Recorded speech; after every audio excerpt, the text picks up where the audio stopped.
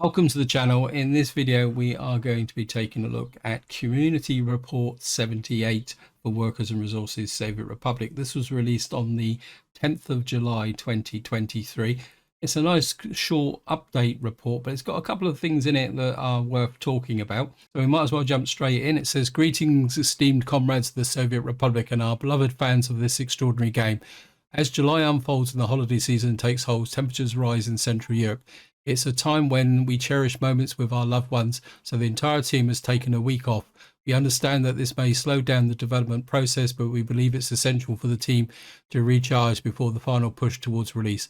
Taking a collective break allows us to maintain coordination in our work." I can imagine that they probably do need a break, actually, because considering how intense things have been in the last couple of weeks with all the various changes with the new update.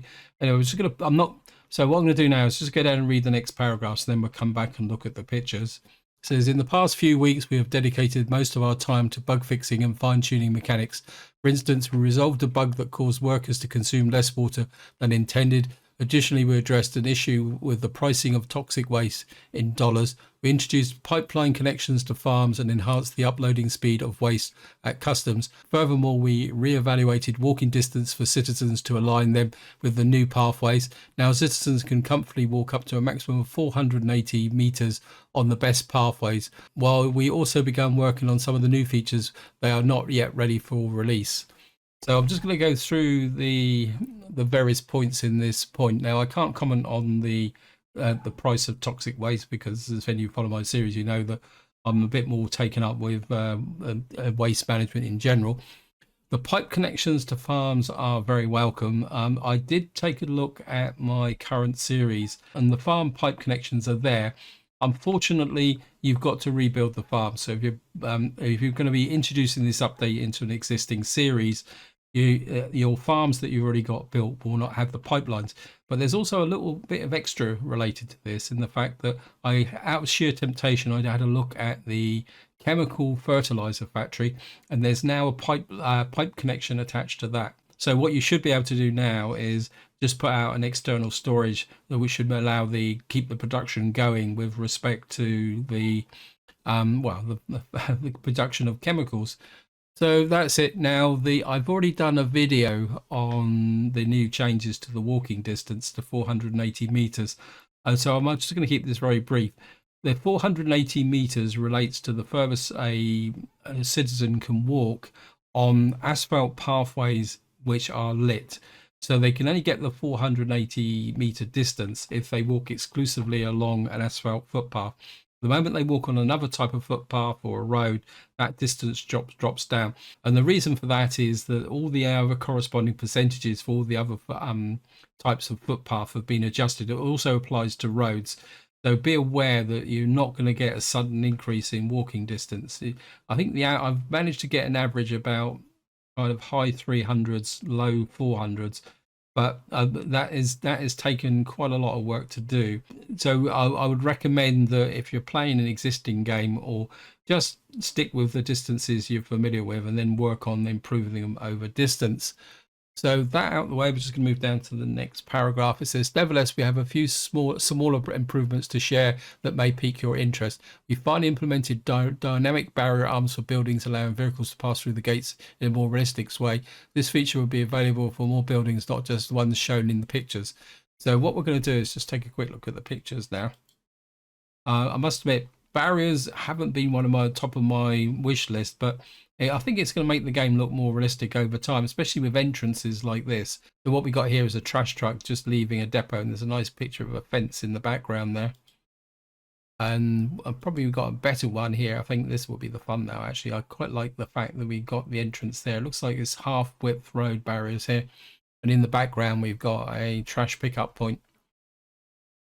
And so we'll just move down to the next paragraph. It says, "In addition, our talented comrades Daniel 366 Cobra and Robot 074 embarked on some decorative experiments focusing initially on gates and fences, but also exploring other possibilities. We're delighted to share these images with you."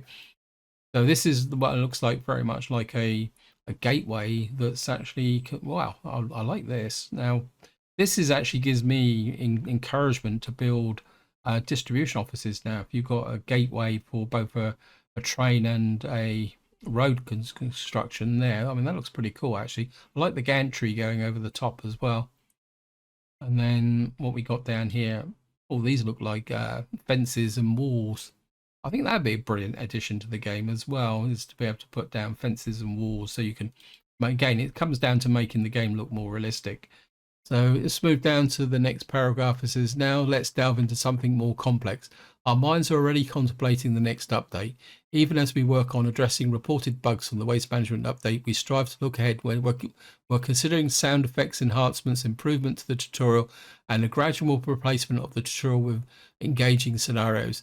Developing scenarios requires time and careful thought, particularly in weaving a narrative to infuse it with flavor, which goes beyond mere coding. We also recognize that some players may prefer a guided experience rather than inventing their own paths. So striking a balance is crucial to ensure both fun and engagement. I think this is quite important because with this update, the learning curve for a new player is almost vertical. In fact, I've been drafting and looking at what it would take to actually learn this game now. So it's very good to see that the devs are taking this on board. And I think if there were some starting scenarios that help players through those initial painful process of learning the game, I think that would be absolutely brilliant. So moving down to the final paragraph, it says, we understand that this report may not be as thrilling as some of the others, but we wanted to keep you informed of our progress, even if it's not immediately apparent. We appreciate your understanding regarding the slight delay and encourage you to embrace the summer vibes in your own lives. Take a few days away from the office, away from the keyboards, mice and screens, and immerse yourselves in the beauty of the nature of warmth of the sun and refreshing embrace of water.